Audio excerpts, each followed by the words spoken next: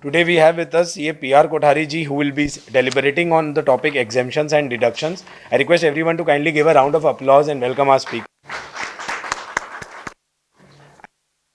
Mr. PR Kothari ji. He is practicing as a chartered accountant since about 48 years, especially in direct taxes. He attained 4th All India rank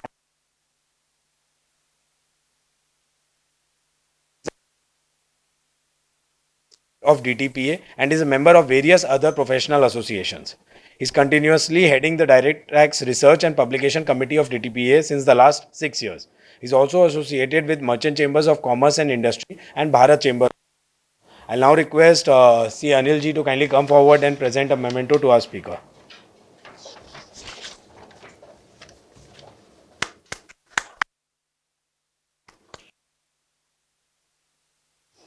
We'll also be handing him over a mug which is marking the 60th year of our association.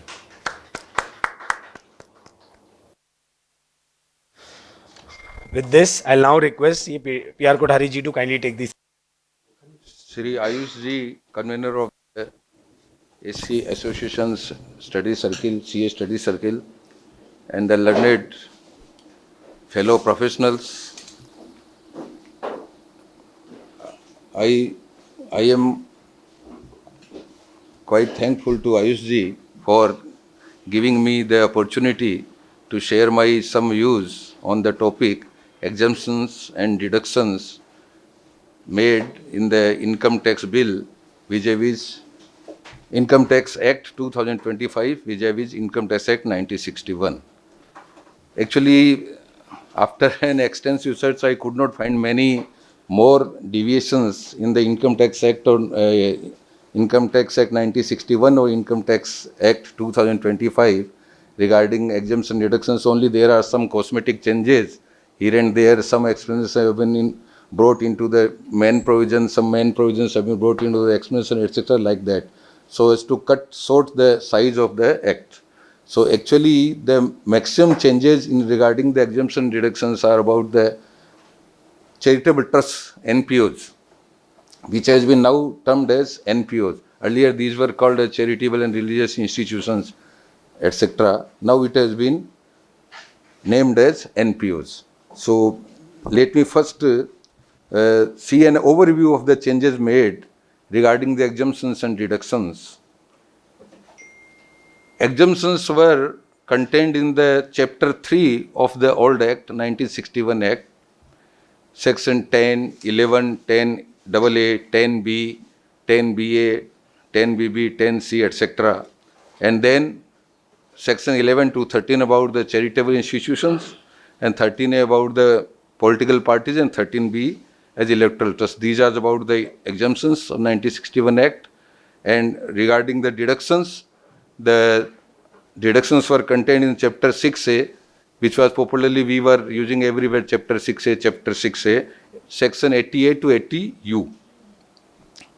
In 2025 Act, the exemptions have been shifted from Chapter 3 to 7. Here the totally Section 11 to 13 NPOs have been covered there in Chapter 7 and Chapter 17, Part B, Section 332 to 305, which were earlier 11 to 13 in old Act. And the new sections, Section 11 is about the schedules. The maximum exemptions which were in the Section 10 have been shifted to the schedules, to Schedule 2, 3, 4, 5, 6, and 7. And political parties section, which was earlier 13A, capital A, has been shifted to Section 12, like political parties and electoral trusts, they have been clubbed in one section, Section 12 of 2025 Act. And the deductions have been contained in Chapter 8, Section 122 to 154. This is a broad overview of the scheme of the 2025 Act and 1961 Act. These are the provisions. Now, what are the main changes in 2025 Act vis-a-vis 1961 Act? So I first start from the section 215, which was in 1961 Act, which is defining the charitable purposes. Here, the section has been changed to 223, and charitable purposes, earlier there were two parts, charitable purposes were enumerated, and thereafter a proviso was there in the 215. And that proviso has been now shifted to section 346 and 355E interpretation clause. And only the enumeration of charitable purposes, which is an inclusive definition of charitable purposes, that has been retained in section 223 of the 2025 Act. There is not any major change, only just the reshuffling of the provision from here to there, that is only there. But no major change is there. The major change what are there in this respect, I will deal it later on. Thereafter, section 80 IBA of the old Act, which has been now incorporated in section 122(3) and section 142 of the 2025 Act. It is just clarificatory amendment which was not there in the 1961 Act, that there would not be double deduction. If any deduction regarding the housing project is allowed to any association of AOP, BOI, etc., the member would not be allowed such deduction under section 80 IBA, which is now section 142 now, will not be allowed. Again, the deduction in respect of that income which is being given as a share of profit from that AOP or BOI. This is just a clarificatory amendment. It is now not a significant amendment. Similarly, there are certain amendments in interpretation in last section, where some clarifications have been given, repeals and savings, etc. In that, all the benefits which have been allowed earlier will be carry on in the new Act also. This is the substance of this amendment. So it is also not a very significant amendment. So let us now come on directly to the amendments which have been made to the NPOs. There are many substantial changes in the scheme of the taxation of the NPOs, and I will deal one by one.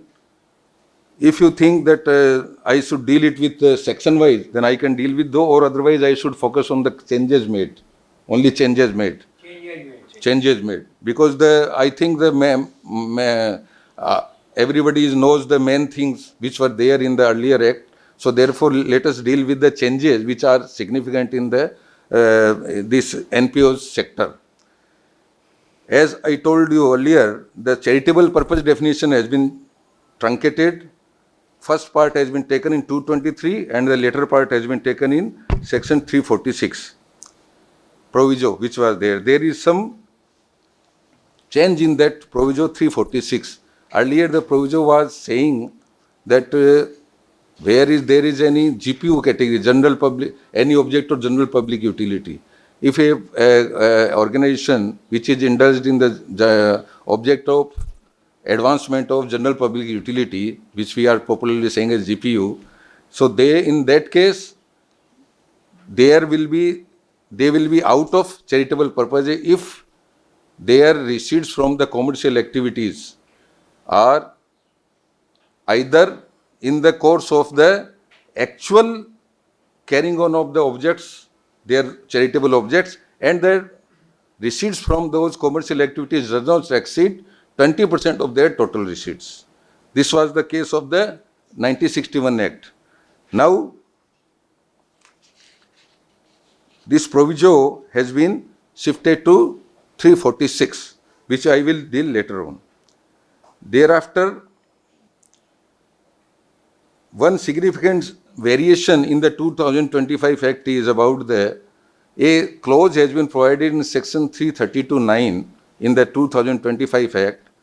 If re-registration which was earlier required after 2021, 1st April 2021, about the old trusts which were already registered, they were required to apply for the renewal of the registration under the new regime of that NPOs under the 1961 Act. If for any reason they have failed to do so, a window has been allowed, a section has been allowed, provision has been allowed in new act that they can apply for re-registration under the new Income Tax Act 2025 Act if delay is condoned and any reasonable cause is shown by the PCIT or CIT as the case may be.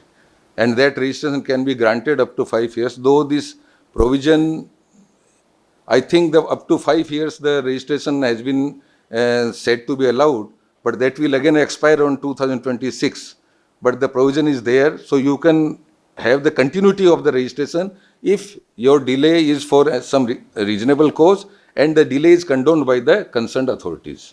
This provision has been incorporated in the new Income Tax Act 2025. If for any reason any old trust has forgotten to get it renewed, they can do so under that provision.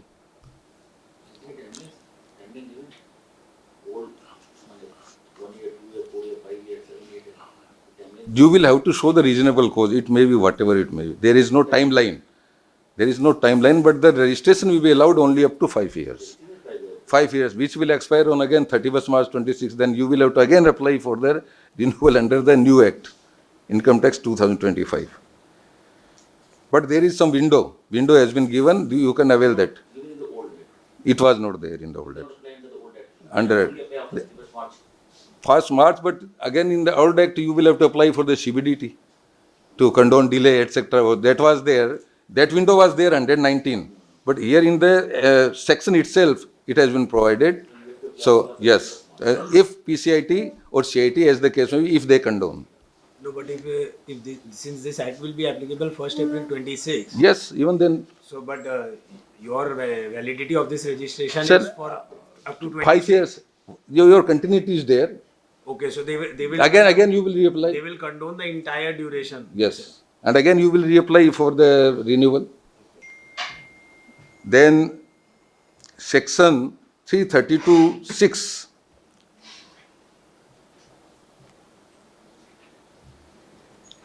Here is one danger also, 332(6). If the renewal under the Income Tax Act 2025 new act is not applied in time and the delay is not condoned, new, that is not another section, 332(9). No, this is not 332(9) case. It is the simple case of the already you have been renewed under 1961 Act after April 2021. But you have failed to apply under the new Act when it was due. And in that case, if delay is not condoned by the commissioner because of you have applied belatedly, then there are consequences. What are those consequences? These consequences are that your registration may be cancelled and the exit tax, which was earlier under section 115 TD, that may be applicable. It means all the assets minus liabilities may be taxed at the 30% rate. This is the consequences if you fly. So you will have to be much more careful. This was not there in the earlier old Act. So you will have to be much more careful about applying for renewal of the your registration under the new Act whenever it expires. One more variation is there. What was earlier that in respect of shortfall in the required application, which was 85% of the income earned. Thank you, sir.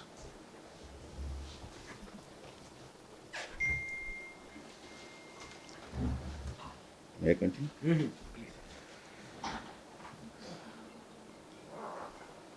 If there is any shortfall in the 85% application of your income of the year, then earlier it was taxed under section 164(2) at the rate of AOP rate, AOP rate, not 30%. But in the new Act, section 337 says it will be treated as regular income taxable as per the rate applicable. It means, it will be taxable at the rate of 30% taken as specified income. All specified income are taxed at rate of 30%. Whereas in the old act, if such shortfall occurs, then it was taxable as an AOP rate, that is usual individual rates, etc., not at the rate of state flat rate of 30%. This is the big variation. Then there was an old section 11.3a, business income.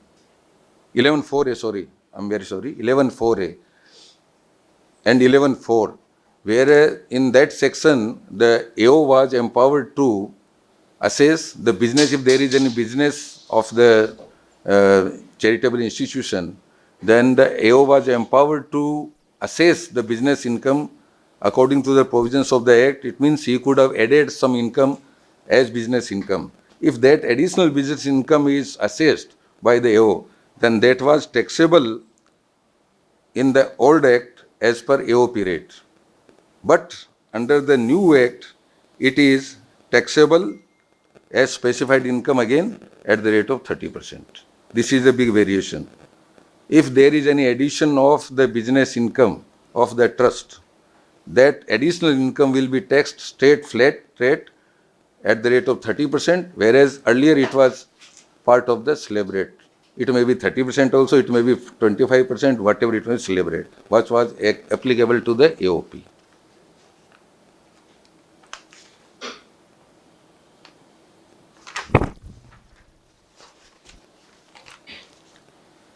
Now, old section 13, the definition of relative was there. In that definition, the lineal ascendants were included of the concerned trustees, etc. But in this case, the new Act, section 355 provides that in the relatives definition, there is a clarification of ascendants, lineal ascendants includes paternal and maternal both. Earlier, there was nothing, neither paternal nor maternal, so there was a confusion whether it includes only paternal or maternal also. And in some publications which were of the DTP also, where we have published, we have taken the view that it includes maternal also. And now this has been formally incorporated in the Act itself, the lineal ascendants include maternal and paternal both. So this is the clarificatory, I think, I would term it as clarificatory. For it, somebody, it may be the substantive amendment, but for me it is clarificatory only because earlier also maternal was included, and now it is clear from the statutory side also, legislative have included the maternal clearly, maternal relatives as also in the relative list, ascendants. Next, old section 13(1)(d). Earlier, 13(1)(d), what about say of the old Act, 1961 Act? If your investments, which are only a trust, charitable trust is allowed to invest in the permitted securities, permitted list of investments only. If you violate that section, that the income which is emanating from the non-permitted investments was treated as non-exempt income and was taxed accordingly. But now that was taxed at 30%, if that is income from the non-permitted investments. Now, section 337 of the new Act says that not only income, your whole investment which is in the non-permitted category of the investments will be taxed at the rate of 30%. Not only income component, but the whole investment itself will be taxed. This is a very significant amendment. So we will have to be very, very careful about the investments to be made, and it has to be taken double care while investing the money of the NPOs.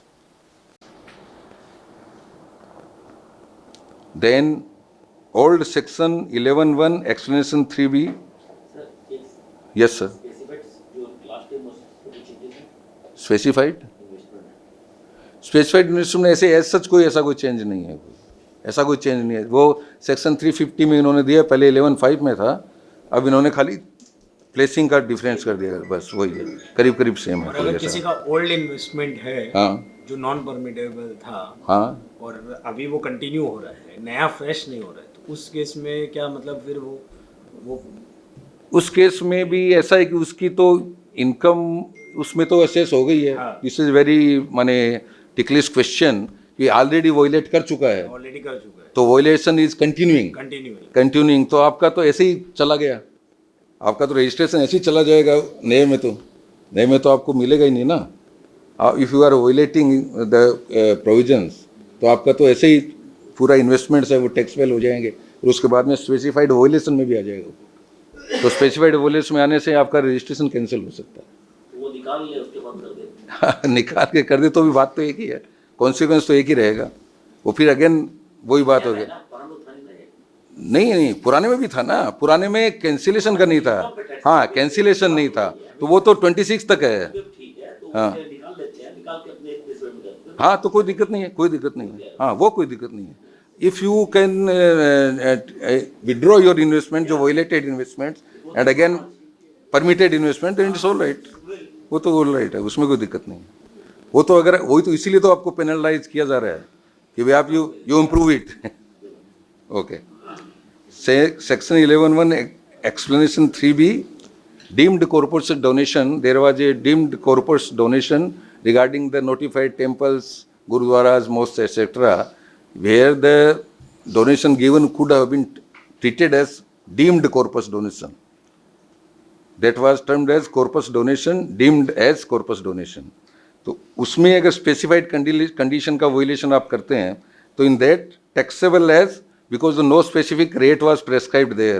So section 164(2), which was the general section for taxing the income regarding these violations, where your income is not exempt for any reasons, except 13(1)(c), which is for regarding benefit to connected persons, or 13(1)(d) if it is not for permitted investments. There was general section 164(2) provision which says that your non-exempt income will be taxed as if it is income of an AOP. तो normal income, यहाँ पर इसको 30%, specified income लेके 30%, हर जगह 30%, जहाँ भी violet करोगे 30%.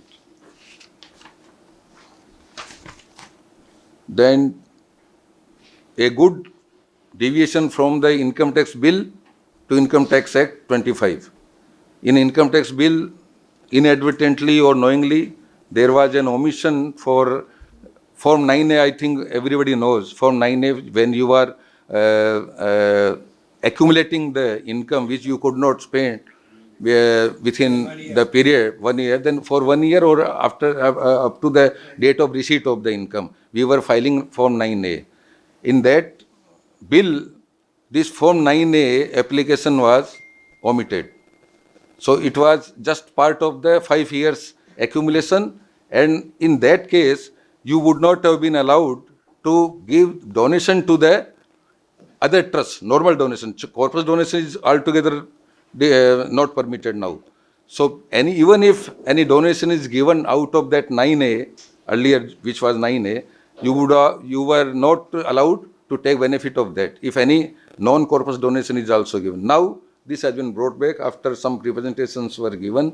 Now the old provisions are there in the different language, but the substance of the language provision is there, same. Yes, now you can give to the next year. That will also be treated as application if you give it to another charitable trust within the allowed period, within 1 year, which for you have applied for. And Form 9A is also there. So whatever may be the new forms, etc., that will be there. But 5 साल 11(2) था, और explanation to 11(1) for 1 year. 9A, that was Form 10. 11(2) was Form 10. And 11(1) explanation was 9A. Though what I am talking about, the 11(1) explanation 9A. 11(2) was all okay, it was okay. But 9A was also made part of the 11(2), and there is a restriction of giving any donation. It means it was also indirectly applicable to 9A also. So fortunately, that has been taken care of in the amended Income Tax Act 2025, and this provision similar to which is were earlier in the 1961 Act that has been again put there. So therefore now we can give donation out of the 1 year accumulation also of the 9A to the another trust if it is non-corpus donation. Then this is similar Form 10 also. But there is some significant change also, though this is a cosmetic change. Earlier, we were required to file the Form 9A and 10 2 months before the due date, which was later on relaxed by the CBDT circular. And there was a controversy also regarding that circular, whether this circular is applicable for 23-24 only, or it is continuously applicable to subsequent years also. So now that controversy is also not there, because in the statute itself, the legislature has provided that you can file the related form, which may be in substitution of the 9A and 10, up to the date of filing of the return, due date of the filing of the return. So there is no need of any CBDT circular or any interpretation of the CBDT circular. Now, may I continue? Yes. Then 11.4, excess business, which I have already discussed. Section 345, commercial activity. Now, commercial activity, non-GPO category, means medical relief, relief to poor, yoga, environment, etc., which were the non-GPO category.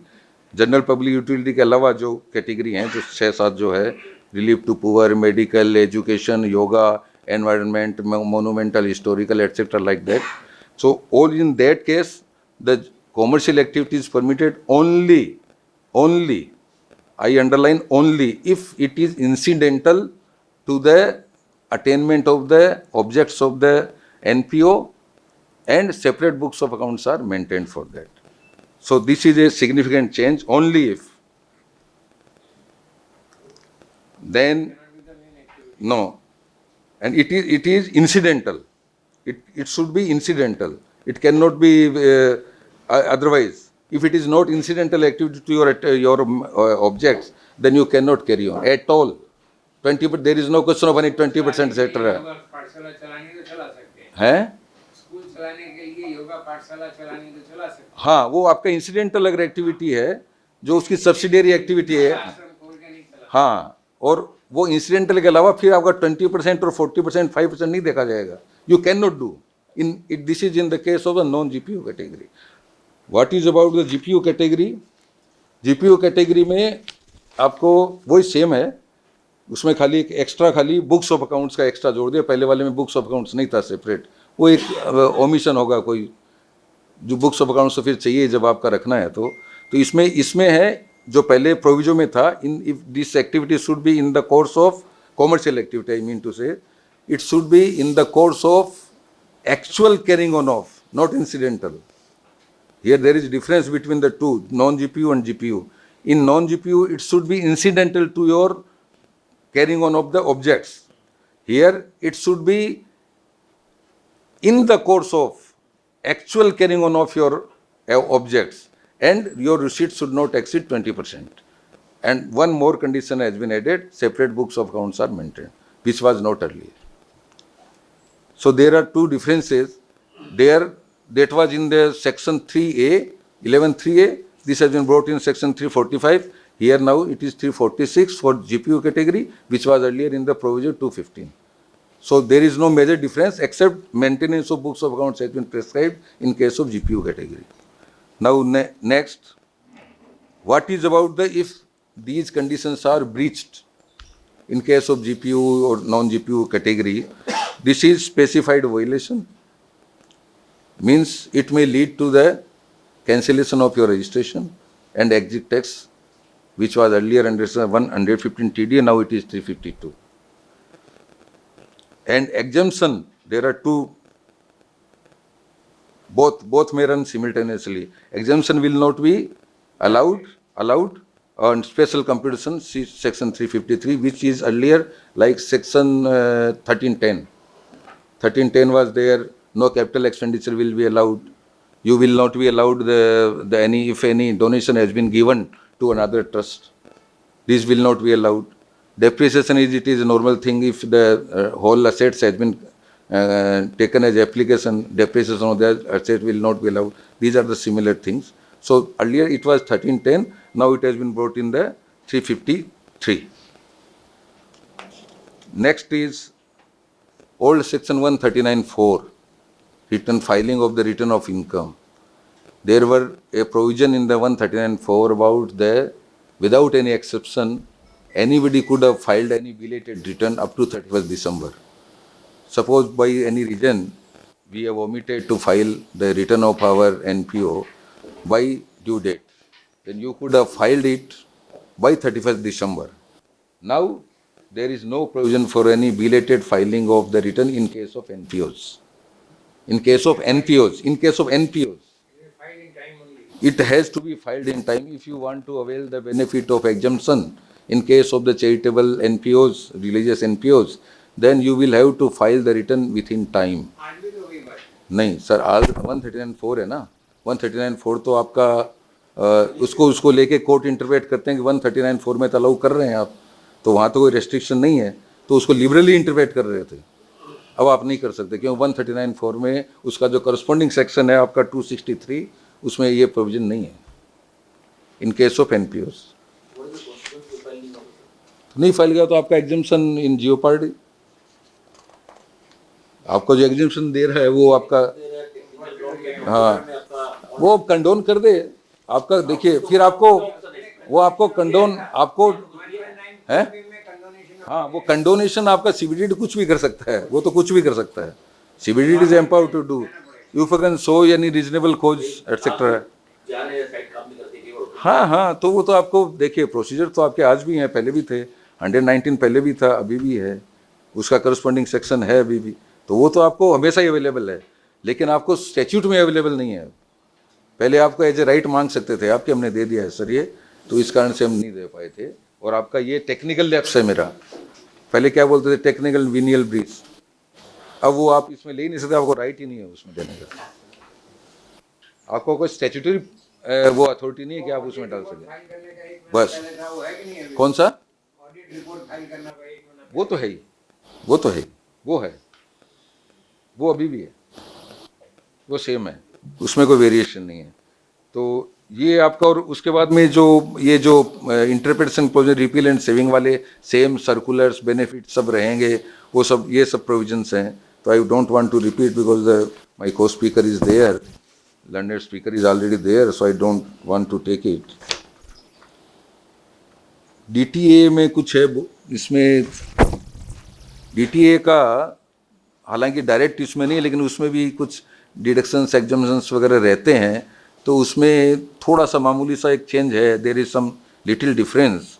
भाई पहले वाले section 90(90)A जो अपने direct taxes double taxation avoidance agreement, और अभी उसकी sections हैं आपके कौन सी सेक्शन दिया है इसका मैं भूल गया, 159(7), सेक्शन 159(7) है अभी इसकी, जिसमें अगर कोई टर्म डिफाइंड इन एग्रीमेंट, इसमें ऑर्डर ऑफ प्रेफरेंस क्या है, किसको आप पहले डिफाइंड डेफिनेशन को लेंगे. एक any term which has been used in DTA, which has been defined in the agreement, which has been not defined in the agreement but defined in the act, any term which has been not defined in agreement even in act, then what will be taken? It has been taken. So there is an order of preference how it is to be taken. In old act, agreement, same 2025, if term has been defined in the agreement itself, it will be taken as per the definition of the agreement. Second, if it has been not defined in the agreement but taken defined in the act, it will be taken as per the definition of the act. There is no change in that 61 or 2025 act. Both are same. Third is, if any term that has been used in the DTA but has not been defined even in the agreement, even in the income tax act also, then what is to be taken?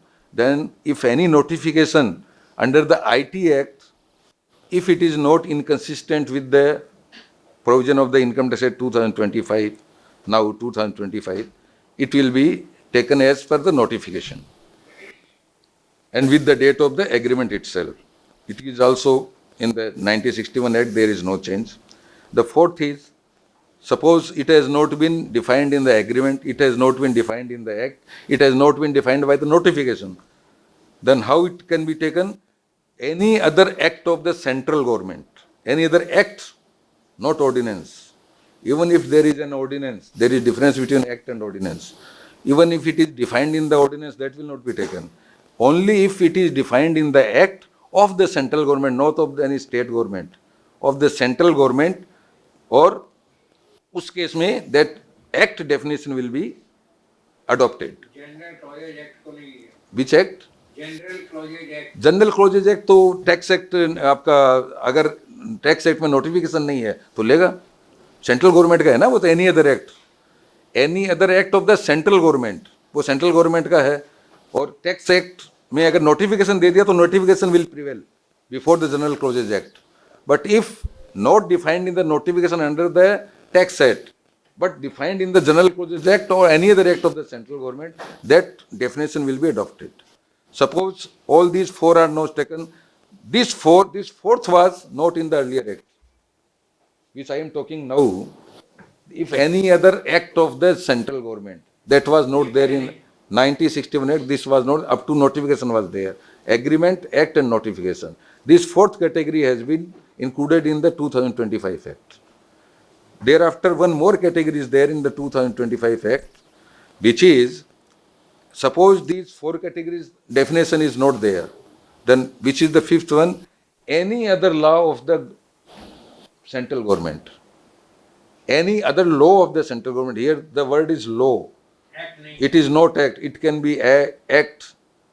Act is already there. It can be ordinance. It can be notification. It can be rule. It can be order. Whatever it may be. Any other law. So therefore it includes rules, ordinance, order, bylaws, regulations, anything like that, substitutions, stipulations, etc. So this is also from the date of the agreement, and this is a new insertion in the 2025 Act. It was not earlier there in the 1961 Act. This is the change in the respect of DTA.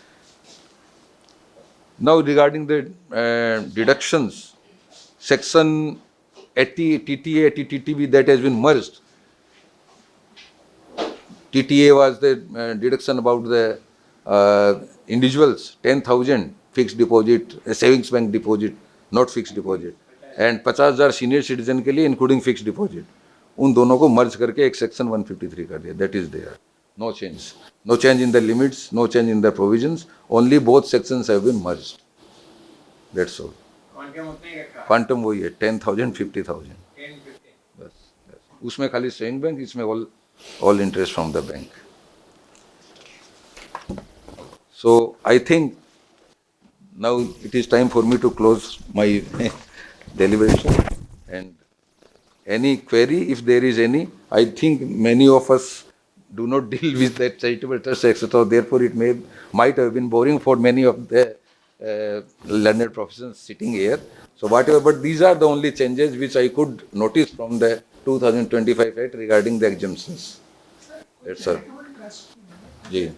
School college है and they are organizing exams for other students. Like for example, the college है लेकिन वहाँ पे CAT के exams हो रहे हैं. So will it be considered as a business activity or will it be considered as educational activity? मतलब वो है स्कूल, जैसे आज स्कूल है, बट उसमें अब एग्जाम्स हो रहे हैं, मुझे CAT के नहीं तो एग्जाम्स तो कंडक्ट तो इनकम आप कंडक्ट नहीं कर रहे हो ना एग्जाम, तो आप तो खाली स्पेस प्रोवाइड कर रहे हो. Rental income. You are providing space only. Business वाला अगर आपकी रेगुलर इनकम है तो it may be considered as business. Regular है तो, कैजुअली कोई हो तो मे बी, लेकिन साल में 2 बार होता है. साल में 2 बार तो आप क्या कोई फैसिलिटीज भी देते हो क्या, या खाली स्पेस दे देते हो? जगह दे रहे हैं विद दी एसी है, फैसिलिटीज. एसी है, फैन है. और आपका कैटेगरी क्या है, मतलब educational institution. Only education? Only education मतलब चैरिटेबल ट्रस्ट है, इसमें कॉलेज चल रहा है. तो एजुकेशन में तो ये कमर्शियल एक्टिविटी वाला है नहीं, लेकिन अब इसको आप इंसिडेंटल मानोगे क्या? This is not in the incidental through your attainment of your objects, तो आप ले ही नहीं सकते. लेकिन क्वेश्चन आ रहा है कि उसका इनकम है वो हम यूज कर रहे हैं पर user is now immaterial. From the amendment of 2008, which has been also incorporated in 2025, user or retaining the income, that is immaterial now. फिर इन दैट केस वो एग्जाम्स वो कर ही नहीं सकते। एग्जाम करने में रिस्क है क्योंकि आपका नॉन जीपीयू कैटेगरी है ना, आपका जीपीयू कैटेगरी नहीं है, आप एजुकेशन वाले हो। आप नॉन जीपीयू में अगर इसको लेते हो तो फिर आपका 20% तक अगर आपकी रिसीट से है। नॉन जीपीयू बोले तो सर कैसे होते हैं, मतलब जैसे फॉर एग्जांपल है कि आज ट्रेड एसोसिएशन होते हैं, टेक्सटाइल एसोसिएशन होते हैं, उन लोग अपने मेंबर्स से पैसा कलेक्ट करते हैं। हाँ, और फिर वो लोग उसको समझ लीजिए कि कोई भी एक कॉज के लिए खर्चा करते हैं। Those are basically non GPU. खर्चा को आप छोड़ दीजिए, अभी खर्चा इज इमैटेरियल। अभी आप करते क्या है, इनकम क्या चीज चाहिए, that is important. Textile association, हाँ, टेक्सटाइल एसोसिएशन क्या हो रहा है कि वो मेंबर्स से कोई फंड लेते हैं। हाँ, और जैसे बेसिकली कोविड के टाइम पे कोई भी पर्पस के टाइम पे वो उस एसोसिएशन उस ट्रस्ट में फंड लेते हैं। हाँ, हाँ। और फिर वो लोग वहाँ पे जो भी करते हैं तो वहाँ जो आप जो एग्जाम जो हाँ, बेसिकली नॉन जीपीयूज क्या। तो वो तो नॉन जीपीयू हो गए ना, वो एजुकेशन तो नहीं हुए ना, वो तो नॉन जीपीयू हो गए। तो नॉन जीपीयू में नॉन 20% ले सकते हैं। 20% है इन द कोर्स ऑफ, उसमें कंडीशन 3 है ना, it should be in the course of actual carrying on of your activities, whether it will be considered in the course of actual carrying on। तो आप अगर उस पर जो फीस ले रहे हो, जो रेंट ले रहे हो या जो भी चार्ज ले रहे हो, अगर वो आपका no profit no loss basis type का है तो कोई प्रॉब्लम नहीं है। तो बिजनेस तो है नहीं। आप किसको दे रहे हो सर्विस, जिस इंस्टीट्यूशन को दे रहे हो, क्या वो बिजनेस है? मैं तो सर आप किसको दे रहे हो? वो जो एग्जाम जो कंडक्ट कर रहा है कौन है? वो इंस्टीट्यूशन। कैट के एग्जाम्स होते हैं, कैट के तो exams कैट का एग्जाम जो कर रहा है, जो इंस्टीट्यूट जो है, जो वो तो कॉमर्शियल कंसर्न है, वो तो कॉमर्शियल कंसर्न है। तो it will be treated as service to the commerce. तो कॉमर्शियल एक्टिविटी आ जाएगी उसमें, तो आपका 20% वाला लगेगा उसमें। तो आपको ये देखना पड़ेगा कि जिसको आप सर्विस दे रहे हैं वो क्या है, बिजनेस एंटिटी है या नॉन बिजनेस एंटिटी है। अगर नॉन बिजनेस एंटिटी है तो क्वेश्चन ही राइज नहीं होता आपका, और अगर बिजनेस एंटिटी है तो आपको 20% वाला लिमिट आएगा। लेकिन आपकी एक कंडीशन और है, it should be in the course of actual carrying on of your activities. अब in the course of actual carrying on of the activities में आता है कि नहीं आता है, वो इंसिडेंटल है उसमें, नॉन जीपीयू में। देखिए दो जगह अलग अलग है, इंसिडेंटल नॉन जीपीयू में। Actual carrying on of in the course of actual carrying on of the activities GPU category में है। आप किस कैटेगरी में हो? जीपीयू में हो, तो जीपीयू में इंसिडेंटल वाले को भूल जाइए आप। अभी आपको देखना है कि whether this activity of letting out या or allowing the your premises and facilities for carrying out the examination would fall in the category of your activity in the course of actual carrying on of your charitable activity. I don't think so. तो पहले तो आपको वहीं पर problem आ जा रही है, तो उसको अगर आप फुलफिल करोगे तो 20% की बात आएगी फिर।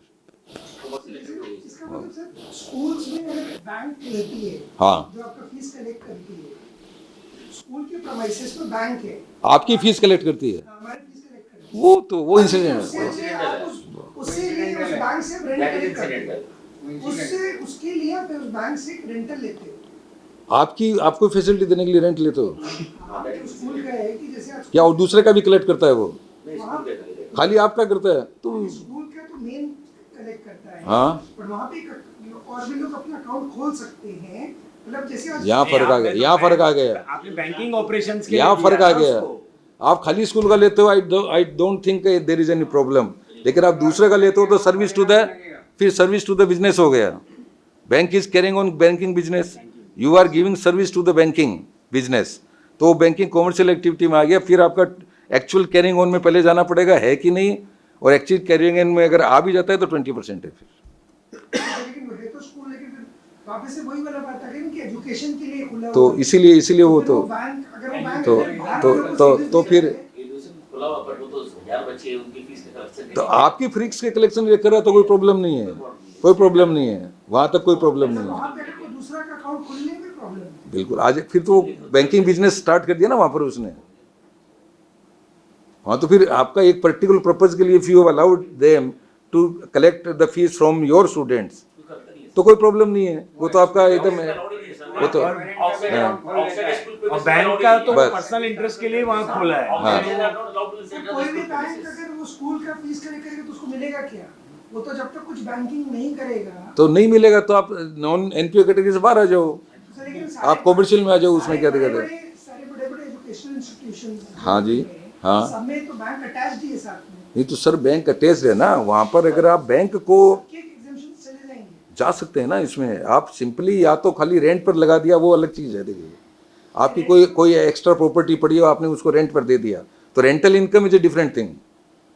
रेंटल इनकम को आप कॉमर्शियल से आप इक्वेट नहीं कर सकते, लेकिन आप फैसिलिटीज़ दे रहे हो, ये सब दे रहे हो, वो सब दे रहे हो, तो रेंटल अपने बिजनेस और रेंट का आता है ना, इनकम फ्रॉम हाउस प्रॉपर्टी और इनकम फ्रॉम बिजनेस, फिर वही कंट्रोवर्सी वहाँ आएगी। तो you will have to be out of the commercial activity, it would not amount to the commercial activity, then it's all right. Sir to deliberate हाँ। Example है कि आप बोल रहे हो कि मेरे प्रेमाइसेस खाली है, हाँ मैंने बैंक को भाड़ा पे दे दिया, हाँ, अब उसमें वो भाड़े में चाहे कोई भी अकाउंट कुछ भी करे, आपको भाड़े पर तो आप देते हैं। हाँ तो फिर उस लॉजिक से हाँ। एजुकेशनल इंस्टीट्यूशन में अगर एग्जाम्स हो रहे हैं, हम बोलेंगे कि हमारे प्रेमाइसेस वो आपका फिर क्या रेंट नहीं है ना, वो आपका लेटिंग आउट नहीं है। लेटिंग आउट आपकी जो है वो आपकी कॉमर्शियल एक्टिविटी नहीं है, वो आपने इन्वेस्टमेंट, जैसे आप इन्वेस्टमेंट करते हैं एफडी में करते हैं, उसका रिटर्न आता है कि नहीं आता है, तो उसी तरह आपकी प्रॉपर्टी का रिटर्न आ रहा है। इस तरह आप डिवेंचर में लगाते हैं तो इंटरेस्ट आता है कि नहीं आता है, वो आपका इन्वेस्टमेंट का रिटर्न आ रहा है। उसी तरह आपकी प्रॉपर्टी का रिटर्न आ रहा है। This is simply letting out, you are not doing anything more than letting out the premises. वो सब 12 महीना है, ये तो खाली 2 दिन है। हाँ बात है ना, वो आपका रेगुलर टेनेंट है वो, वो 12 महीना और यहाँ आप सर्विस दे रहे हैं साथ में, कभी वो आ रहा है, कभी वो आ रहा है, कभी वो आ रहा है, कभी वो आ रहा है। वो 12 महीना सर फिक्स है। बात है ना, वो आपकी कंटिन्यूस बिजनेस एक्टिविटी में नहीं आएगा वो। तो वो आपको देखिए, ये फैक्ट्स टू फैक्ट्स डिपेंड करेगा आपको। उसको आप स्टेट जैकेट कोई फॉर्मूला लगाएंगे वो नहीं होगा, आपके पर्टिकुलर फैक्ट्स एंड सर्कमस्टांसेस क्या है वो देख के देना पड़ेगा आपको। हाँ, लेकिन मेरे हिसाब से letting out, it is a simply letting out, that will not amount to business.